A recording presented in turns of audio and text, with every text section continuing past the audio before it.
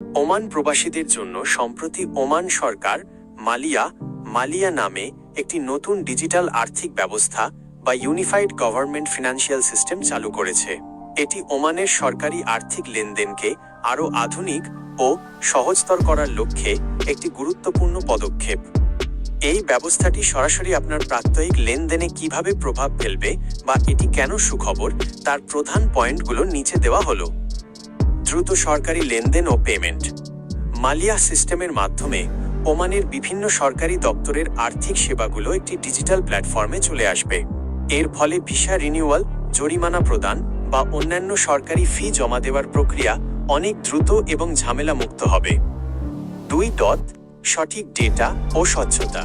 এই সিস্টেমটি সরাসরি সরকারি ডাটাবেজের সাথে যুক্ত থাকবে, ফলে প্রবাসীদের বেতন বা অন্যান্য পাওনাদি নিয়ে সরকারি পর্যায়ে হিসাব রাখা সহজ হবে, যা ভবিষ্যতে প্রবাসীদের আইনি সুরক্ষা দিতে সাহায্য করতে পারে। 3. Digital integration.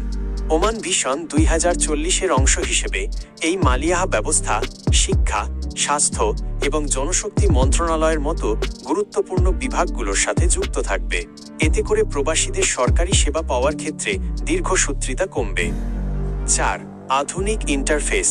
নতুন এই প্ল্যাটফর্মটি অত্যন্ত ব্যবহার বান্ধব, ইউজার ফ্রেন্ডলি। এর মাধ্যমে প্রবাসীরা ঘরে বসেই অনেক আর্থিক সেবা ডিজিটাল পদ্ধতিতে সম্পন্ন করতে পারবেন, যা আগে হয়তো সশরীরে উপস্থিত হয়ে করতে হতো। মনে রাখবেন, এই ব্যবস্থাটি ওমান সরকারের ডিজিটাল ট্রান্সফরমেশনের অংশ। বর্তমানে এটি প্রাথমিক পর্যায়ে ফার্স্ট ফেজ আছে এবং পর্যায়ক্রমে 2028 সালের মধ্যে ওমানের সকল সরকারি ইউনিটে এটি পুরোপুরি চালু হবে। আপনি কি ওমানের কোনো নির্দিষ্ট সরকারি ফি বা ডিজিটাল পেমেন্ট পদ্ধতি সম্পর্কে বিস্তারিত জানতে চান?